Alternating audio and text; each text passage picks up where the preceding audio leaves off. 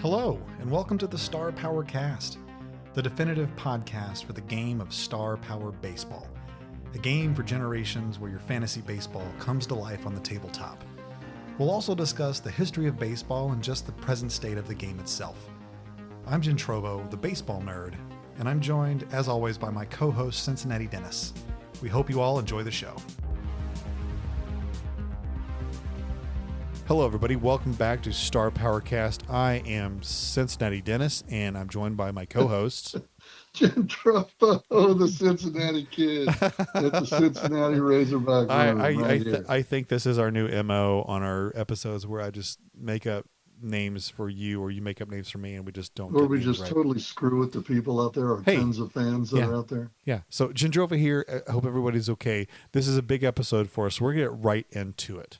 We're going to talk about three major things today. We're going to talk about the 2026 trade deadline and all of the teams that had players involved with that.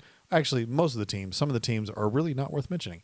And then second, we're going to give a little bit to you on our players of the month for July of 2026.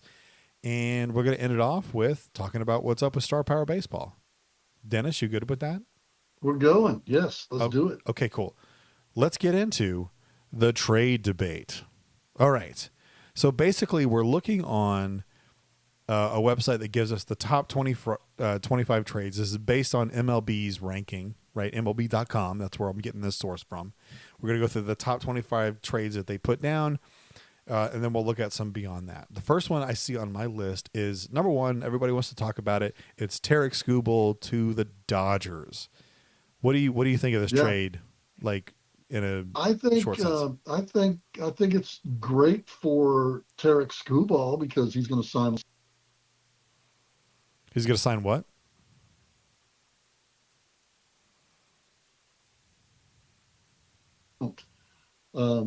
Hey, you cut out for about 10, 15 seconds there. You sign Skubal for what? I think they're going to sign him for long term. That's what a lot of people think. I do, and I don't really think that for this year it's that huge of a deal because Skubal's going to have to pitch in October deep for the first time, and I don't know that he can. He did it last year. Not deep, though. I mean, we're talking championship series, and then we're talking World Series.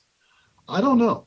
I'm not super sold on it. He's going to be a 2.5 to 3.5 ERA guy.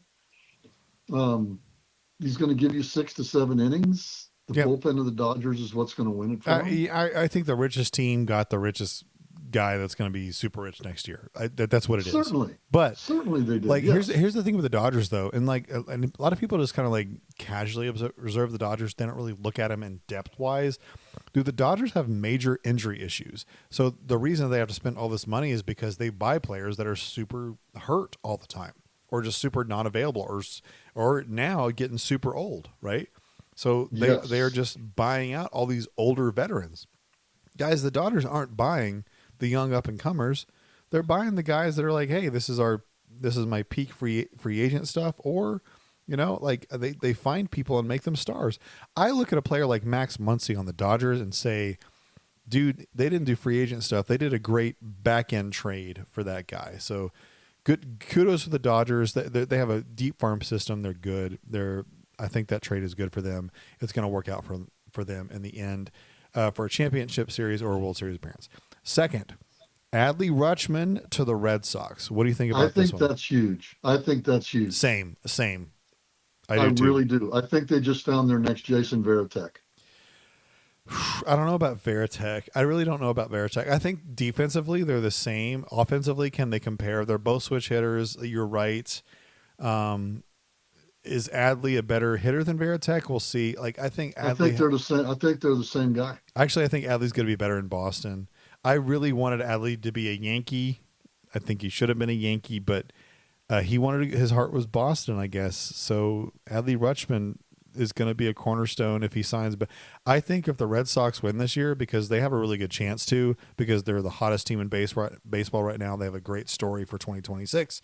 The Red Sox have a very strong chance of winning it all. And I think picking up a player like Adley Rutschman is a power move. It's like, dude, Yankees, you're not good right now. You know, Rays, you're sliding. Red Sox, here we come, and that's that move. Hard to say the Rays are sliding when they're 7-3 in their last 10. That's tough to say. I just don't believe in the Rays as much as Okay, I don't know about the postseason with them, but they're really looking good in the regular season. But Boston is 8-2 in their last 10, and adding Rushman, which is a really high quality backstop, good signal caller, can hit, kind of controls the running game. no, he I doesn't. think Boston. No, he I doesn't. think I think he's what 18 to 20%, which is league average. League average is bad though. Like I don't Well, it think you is. can. League I average don't. is bad. That's one thing that like sportscasters get wrong is they try to say, oh well, he controls this part of the game, and you're like, yeah, you're saying that because that's the highest number in the game, but it's a terrible average though, right? So it's like the way Yeah, the game and is I made, think the a running lot of game is that. bad. I think a lot of that has to do with pitchers don't understand how to hold a runner. No, that's not anything what to do with it. The bags are bigger. That's everything to do with it. It's like, And the hey, limit on throwing over. I like the limited throwing over. I think it's better. Okay, Yeah. next trade. Luis Ariz to the Phillies. He hit a home run tonight. Louis hit a homer tonight. Yes. Uh, I think that puts the Phillies as the uh, maybe even the favorite in that division right there over Atlanta. I think that they can catch the Braves even though they're 8 back. okay, we'll see. Casey Mize to the Padres. Big time trade right there, but the Padres always come up with big time trades at the deadline. I Will I it do them any good? I I don't know. I love the Casey Mize trade because people sleep on Casey Mize, and this one actually adds to the Padres, and it's the next pitcher that they got, and that is Robbie Ray. And there you go. And the Padres are one game out of the wild card, and 4 games over. They look pretty good right now. I Padres actually look think the pretty good. Padres made some smaller trades too. I think that made them out like bandits. The Padres did really great with those two starting pitchers. Speaking of starting pitchers that did well, and another team that did well, we're going to talk about the Cubs and Kevin Gausman going to the Cubs. The Cubs got 3 starters and a reliever. The Cubs cleaned up, and they're in top position for the wild card. And believe it or not, they're not that far behind the Brewers. I've been telling you about the Cubs all season. All right, so my next one is, and I don't like this, and I'm going to talk about it. So a lot of people on MLB Network and different affiliates for MLB that are main headline affiliates talk about Luis Garcia Jr. to the Yankees as being a good trade.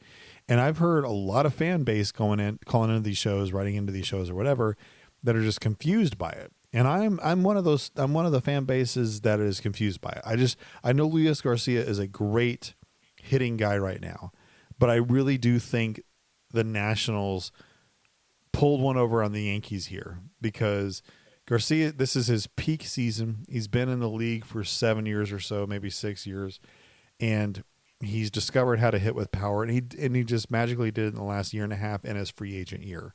So I know the Yankees need power and need an RBI and need slugging and they need a bat, but this is the wrong guy for them, in my opinion. I just don't think this was the right choice. And I just don't think the Yankees wanted to offer up anything of value to anybody because, honestly, if you look at the Tariq Skubal trade, dude, there were so many offers on the board that were prototypical to the Dodgers offer. I just think Skubal in the end was like, no, I want to be a Dodger. I want to have my best chance of winning, right? And I just don't think the Yankees are doing what the Dodgers are doing. They're just not. They're picking up a dude that like can play first base. They already have a first baseman. He's a DH. They're gonna have a potential DH going on. I don't understand. I don't understand. Well, you're getting a guy that doesn't walk. He's got a 301 on base percentage career. This year he's at 313, so he's doing that. He's hitting 283 to 269 lifetime, so he's doing well there. What's happening with him though is his slugging. He's got 24 homers this year, and that's up there, or excuse me, 24 homers this year, and that's up there in the like the top 20 No, in baseball. it's a flavor of the year. That's what and it is. Where are the Yankees gonna play him? Yeah, if it works out, it works out. Whatever. They gave up four. I'm not They sold. gave up 4 pitchers for this guy, which I just don't think was a good trade. Well, Anyway, I'm not sold on the next one is their crosstown counterpart, the Mets. They traded away these guys to the Cubs. You got Clay Holmes and Tyrone Taylor to the Cubs. Great. Clay Holmes, big acquisition for the Cubs. I think he's great. Like he's been injured. He had a broken leg or something, and then he's going to be back, which is cool. Tyrone Taylor is a great backup outfielder, so good on the Cubs again. The next one is Liam Hicks to the Rays. I am thinking this is a top tier trade for the Rays. Okay. What does it do? What does it do to make the Rays solidify first place? It gives them a catcher that can hit. And that's important. That is super important. That's hard to find. That's hard to find. Yeah, and the Marlins had 2 catchers that could hit.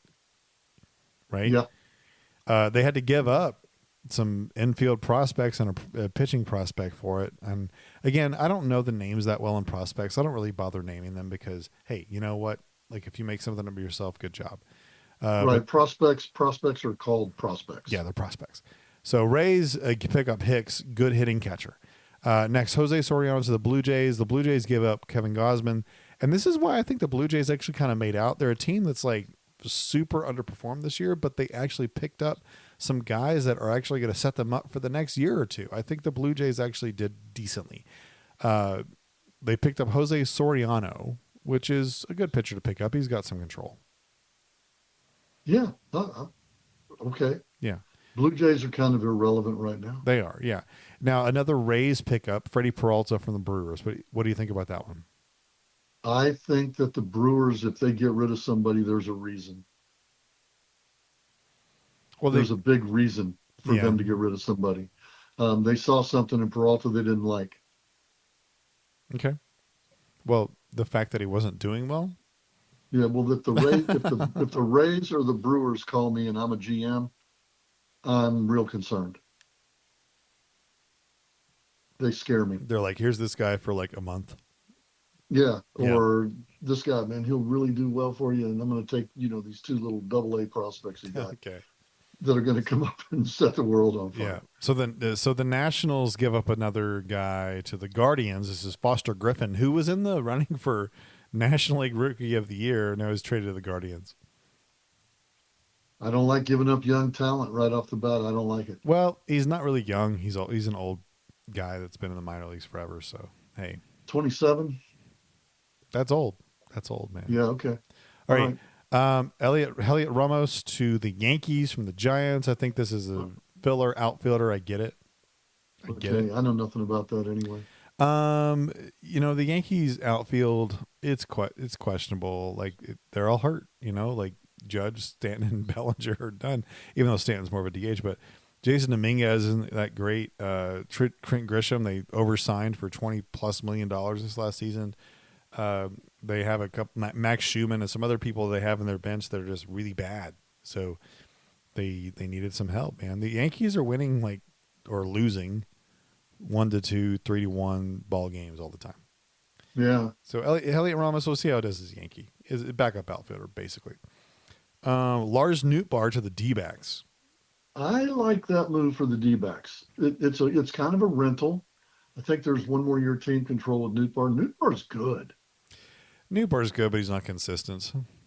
No, but he's good. And he's been hurt the first part of this year. So he's going to be coming on. Nootbaar's good. He's good. He's not great. He's just good. It's one of those up and down season guys sometimes, Yeah.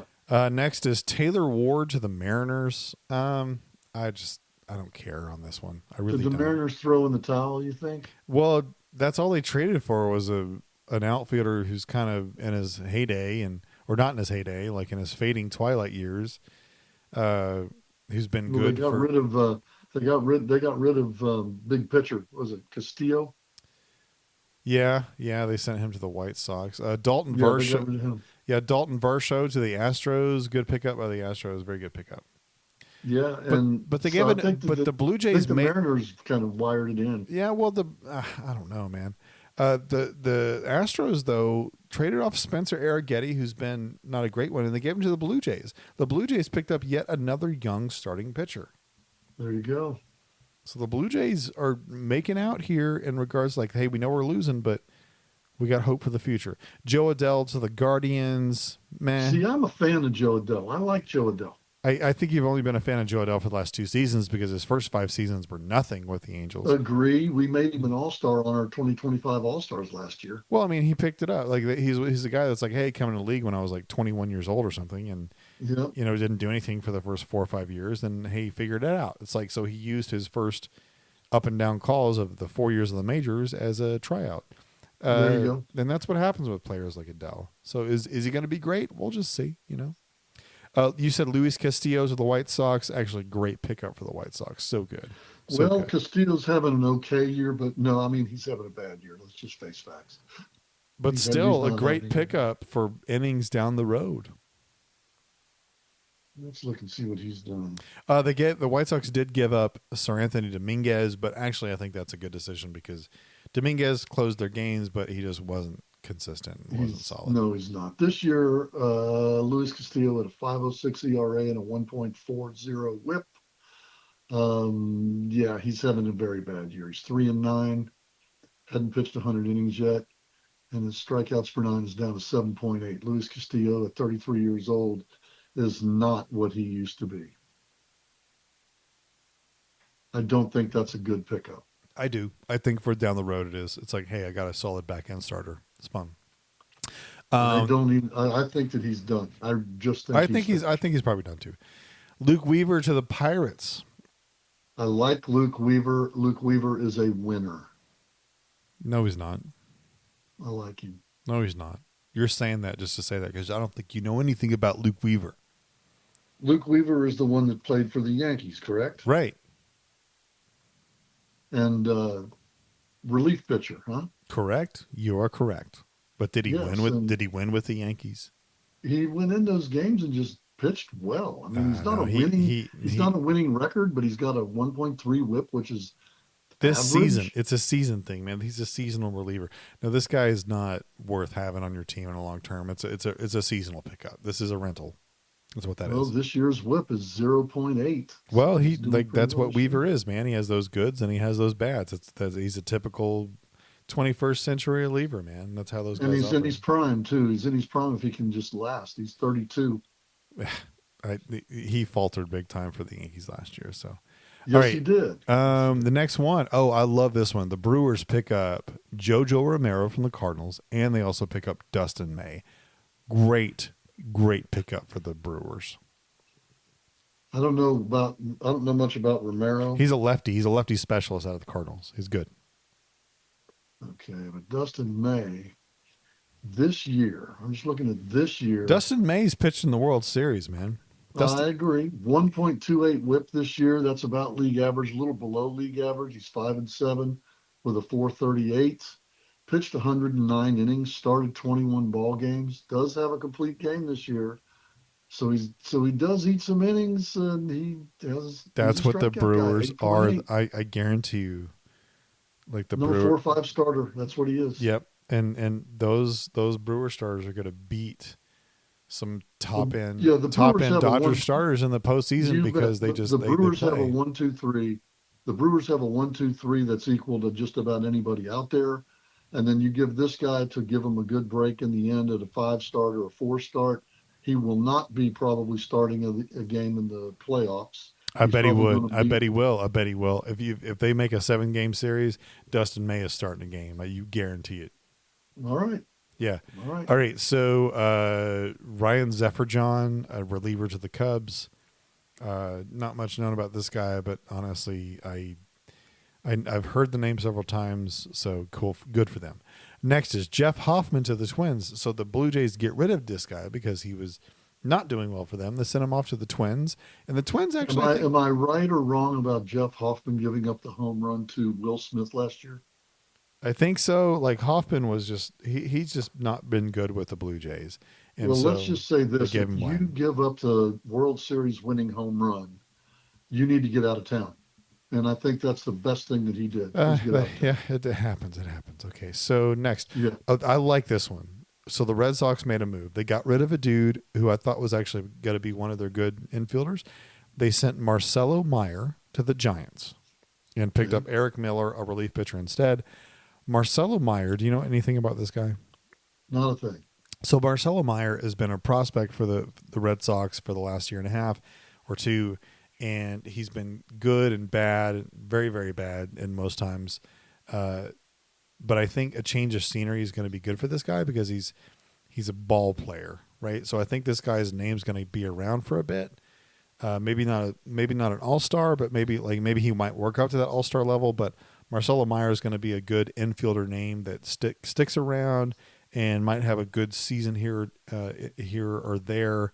But I don't think he was clicking with the Giants. So we'll see if Marcelo Meyer does well at the. Well, he wasn't clicking with the Red Sox, but we'll see. We'll see if he's he hitting 220 with 3 homers in 70 games. Yeah, so they didn't have the power that he thought he was going to. So we'll see how he plays with the Giants, or the Giants just use him a trade piece. All right, next, Chris Bubich to the Dodgers. Okay, I think he's still hurt. Is he not, Bubich? From the Royals? Yeah, but he's going to be fine. So a relief pickup, fine. All right, next is Nathaniel Lowe to the Guardians. From the Reds. From the Reds to the Guardians. Yeah. Lowe is the flavor of the month. He's hot right now. Last 10 games, last 15 games, he's been on fire. But I've watched him all year. He's not that guy. Yeah. Okay. So he's not like he was 4 years ago. No, he's not at all. All right. So here's some ones we're going to burn through. Brewers get Antonio Senzatella from the Rockies. Longtime Rocky. Brewers are like, hey, can you pitch for us? Probably maybe a month. We'll see. Cubs have another relief pitcher, Braxton Garrett, good reliever. White Sox pick up Brenton Doyle from the Rockies, a backup outfielder, which is great. The Phillies get a left-handed reliever from the Mets called Brooks Raley. He's been around for about 5 or 6 years. Marlins get Victor Vodnik. I don't know who that guy actually is at all. I know he's a right-handed pitcher. There we go. The Blue Jays, I find this interesting. They pick up Josh Smith from the Texas Rangers. And Josh Smith was an all-star for the Rangers 2 years ago. Okay. Yeah, so the Blue Jays are trying to build They're a team. They're stacking it up for next year. They understand where they are. The Pirates I thought did the best with relief pitching. All trade deadline. Kirby Yates is nothing right now, but hey, it's can you do something? Another White Sox pickup, Joey Bart, a great backup catcher. Red Sox get another backup outfielder from the Braves named Eli White. This thing about the Braves, I just thought they didn't they got Tyler Mahle, I think, as a pitcher. The Braves, right. I thought they should have done more. Other notable ones, the Padres got Hunter Stratton as a reliever. Oh, here's a former name for you. The Orioles picked up Rhys Hines. Okay, do you remember that name as a Reds fan? Streaky and struggling. Yeah. So is he going to be anything? The Braves. I'll tell you the one the trade that went down earlier was the guy. Was it Christian Encarnacion Strand? And was he playing for the Orioles? I think he went to the East. Yeah. He's on fire right now. Yeah, he's not going to be him. Cool, for a week or two. Yeah. The Braves picked up Brent Suter from the Angels, a good lefty reliever. That's a former Red lefty reliever. Works quickly. The Dodgers got another backup catcher because their catchers are just continuously getting hurt. They got Hunter Fiducia and then Ben Rortvedt as backup catchers. The Reds, hey, here's a Reds pickup. I finally found one. As an infielder, you picked up a guy named Juan Brito from the Guardians. Yeah, nobody. The Reds' best pickup was when they got rid of somebody and picked up $250,000 in foreign salary cap. Yeah. And I said, I said Tyler Mahle to the Braves, which is good for the Braves, gives them a decent starter. The White Sox, White Sox got a good reliever in Huascar Brazoban, good reliever, good for the White Sox. The Blue Jays picked up another pitcher, Jameson Taillon, who. From the Cubs. Yeah, he can be good. I've seen him get shelled, but I've seen him pitch well. So. Yeah, the Royals got rid of Lane Thomas and sent him off to the Braves. The Yankees got rid of Camilo Doval and sent him off to the Pirates, another Pirates bullpen guy.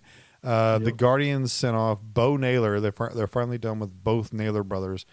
So the Guardians give the Brewers a backup catcher with Bo Naylor. And the Twins, this is a good pickup for me, I think, for the Twins. They picked up a pitcher called Dean Kramer from the Orioles. And they also got a left-handed reliever, A.J. Minter. So I think the Twins actually did pretty well in pitching regards, so that's pretty good. The Rangers, the deal they made was Logan O'Hoppe. Okay, cool. And that's really, and one more big one I want to mention. The Red Sox got Curtis Mead from the Nationals, broke his wrist his first game with them, right? And the Red Sox gave up a pitcher called Connolly Early, which I didn't get because I thought he was a good pitcher for them. So maybe they saw something I didn't. All right. So those are our big trade things. What team do you think won the trade deadline? I think the Cubs. I'm right there with. I think the Red Sox. I think the Red Sox. What they did is just fantastic by getting like their superstar catcher. Yeah, I do too. But with the Cubs picking up 3 pitchers, I just think that's amazing. yeah, it's Because solid. that's what they needed. Their offense is beyond question. Their offense can be great. It's their pitching, and now they solidified it. I think they're tough. They're going to be tough. No, they're. How can you beat them? We'll see. We'll see what happens. Yeah. Okay. So that is our All-Star game. Not All-Star game. Sorry, I was clicking. So that is our trade deadline discussion on just like, hey, this is our thoughts, our opinions. Quick say so. Let's talk about our players of the month. Okay. We're going to do our pitchers and our players of the month for the American League and the National League. I'm going to give you some names, and you tell me who you think should win. Okay.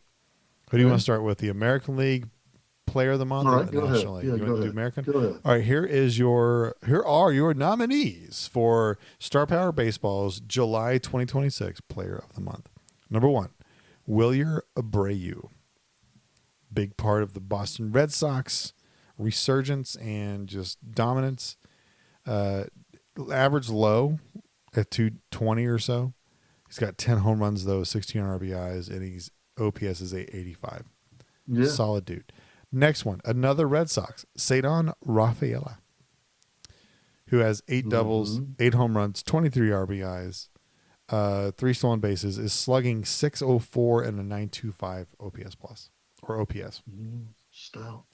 Very, very stout. The next guy I'm going to nominate is Yordan Alvarez. 6 home runs, 18 RBIs, but he's hitting .369 and OPS of 1.184.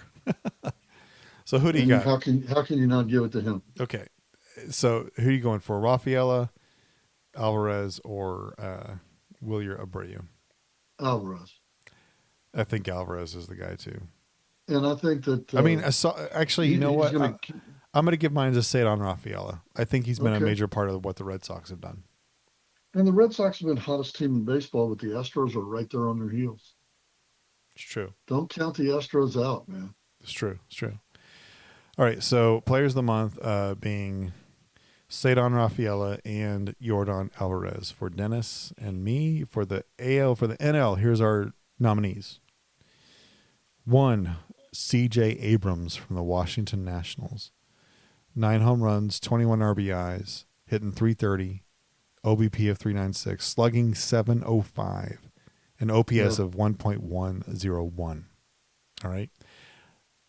Candidate number 2, Ty France from the San Diego Padres. 6 home runs, 19 RBI, hitting .375, OBP of .418, slugging of .663, and OPS of 1.08. Yeah. And then a number 3 candidate is Pete Crow Armstrong. He's back. Now I got to give some more numbers. 3 triples, 7 home runs, 19 RBI, 5 stolen base, hitting .274, OBP almost .400, slugging .642, and OPS of 1.039. I'm going PCA. You're going PCA. Is he turning into the MVP favorite for the National League? It's either him or Shohei, and then they had their showdown this week, and the Cubs have kicked their butts. I'm going CJ Abrams, the guy that I think that should have been the next New York Yankee, but we'll just leave that as it is. But he's not. He's not. All right, so Pete Crow Armstrong, CJ Abrams. That is our Oh, by the spectacular. way, the Cubs did beat the Dodgers again today. All right, let's stay in the National League here. Okay, we're gonna pick our pitchers of the month. Okay. All right. All right, we're gonna start with a Cub, Matthew Boyd, who's 4-0 with a 2.31 ERA. Started 6 games, inning pitched 39, whip of a 1.08, and he struck out 26. Our second candidate is Jesus Luzardo for the Phillies. 3-1 record, 2.16 ERA, 33 innings pitched, whip of 0.84, and 39 strikeouts. And our third candidate is Sandy Alcantara for the Miami Marlins. 2.45 ERA. Actually, no, I take that back. Alcantara, I'm erasing him. It's Brandon Pfaadt from the Arizona Diamondbacks. He's 4-0, 5 starts, 30 innings pitched, 1.12 whip, and a 1.78 ERA with only 4 walks in 30 innings. So we got Matthew Boyd, Jesus Luzardo, or Brandon Pfaadt from the Diamondbacks. Who do you pick? I'm going with Luzardo for the Phillies. Nice. I'm going Pfaadt because I think he's underrecognized. All right, He is, and I really want to see him in October. he's And good in October. The Diamondbacks are right there, man. They got a really good shot at Yeah, getting there in October. They really do. he's really good in October. All right, They're let's look at the right American there. League here. All right, so okay, so number one pitcher. Oh, this has got to be some names we haven't had yet. I'm going to give this number one, Gavin Williams, who was 2-2, 2.48 ERA, 32 innings pitched, but a 0.58 WHIP Yeah. and 55 strikeouts in 32 innings. Gavin Williams. Number two, Taj Bradley for the Twins, 2-1, 38 innings, 39 strikeouts, WHIP 1.13. Really good pitcher that month. And then here we go. Noah Cameron. 1-2 record on the great, but still 3.3 3.4 ERA, 35 innings pitched, 34 strikeouts, 0.83 WHIP. Who do you got? Taj Bradley, Noah Cameron, or Gavin Williams? I'm going to go with Taj Bradley. I'm going Gavin Williams. Okay. Like the Central has some good starting pitching, man. They really do. And, I may change my National League vote to go with Emilio Pagan. Really? Yeah, he's got 6 saves during the month of. He's like 7 in a row, man. The guy, since he's come back, he's all the Reds have in the bullpen. That's it. He's the man. Okay. But the I mean, Reds and I hated him. I hated him about a month ago. well, can he save And some then games when they like have a run? right now, Because tonight, he did 32. Last night he I did look a at Mason 32. Miller and just say, yeah, Mason Miller still tops you. Sorry. Yeah, yeah. But I tell you, Emilio Pagan, and I'm going to tell you that if anybody in the National League doesn't vote for T.J. Antone for Comeback Player of the Year, y'all need a lobotomy. Why is TJ Antone the comeback player of the year? Third Tommy John surgery, comes back and he has a sub-3 ERA. Is this the guy for the Reds? Yeah, sub-3 ERA, T.J. Antone. I'm a fan. I wasn't a fan, didn't think a whole lot about him, and then this guy has come back to change my mind. 3 Tommy John surgeries, and he steps back into the spotlight right now, and he has got a 2.29 ERA with a 0.962 WHIP in 35 innings. Comeback player of the year, dude. 35 games, 35 innings, and all he does is get you out after 3 Tommy John surgeries, sitting out the entire 2025 season and most of the 2024 season and most of the 2023 season and all of the 2022 season. This guy Dude, I'm is looking the comeback player of the year. I'm looking at his numbers right now. If you made a lifetime TJ Antone card, it would be amazing. But I'm just telling you, man, this guy right now. Only 112 year, innings pitched, but still a great card. This year he is just stunning me, and he wrote a book. It's a really cool look. I might buy it. I don't know, but it's called Coming Back from Tommy John, and he's done it. He ought to be an expert. He's 3-time Tommy John surgery. Yeah. If anybody in the National League doesn't vote for that guy for Comeback Player of the Year, they need a lobotomy. This guy is a story. Well, you don't think there's anybody else that can beat him? Not Comeback Player of the Year, no. Okay. Not nobody's got a story like that. Well, So you anyway, need to let people know, man. telling you, man, TJ Antone, somebody to watch too. He's got gray whiskers, man. Hey, what's wrong with gray whiskers? He gets out there on the mound with gray whiskers, and he's only pitched in what was he pitched 80 ball games in his whole career. He looks Hey, old out there on you the don't, mound. dude. The youngest of us get the gray whiskers earlier these I'm days. You don't telling you, like man. you don't even know how hard this world is right now. Cincinnati It's did that this. Tyson chicken, man. That's what it is. No, we have no affiliation with Tyson Chicken whatsoever. So, None at all. No. anyway, thank you for listening to our conversation about those two things. Our final presentation or discussion. What's going on in Star Power Baseball? What do you want to talk about? What's going on in Star Power Baseball? In Star Power Baseball, we're trying some new things, testing some new stuff. And even today, we finally tested out a rule that came in, and we love the rule. It's called the 27th out. And as everybody knows, that nobody wants to be the last out of a ball game. So that batter is just going, man, what do I got to do to put the bat on the ball? Of course, unless you're Carlos Beltran and you look at the curveball and say goodnight. Who just got, I heard his Hall of Fame speech. He's a pretty good guy. Anyway, the 27th out is a hit. I love it. Pitcher spins an out, batter still gets to spin, even though it counts as an HW minus. Batter makes an out, it goes back to that particular out. It's a beautiful rule. It's a beautiful rule. It gives, and you only use it one time. You can't keep it going because if the guy doesn't make the 27th out, the next guy doesn't get it. You only get it once. And it really came into play today when I was playing a guy from California on a phone game, and man, was it fun! Just a blast. Just a blast. We're also working on the Star Power Baseball extra innings part of the rule book. Those of you out there that have not received your digital copy of the 2027 rule book, here is the deal. If you bought a game from us in the past, all you have to do is email Dennis at starpowerbaseball@hotmail.com, and I will email you back with a digital copy of the rule book. It's that simple, and it costs you absolutely nothing. The compendium, on the other hand, that's a different story, and it's not finished yet. It won't be finished for a while. Also, our podcast over on Star Power Cast on YouTube, also, The Dirty Dozen. Do you want to talk about that? We're on the fourth inning right now.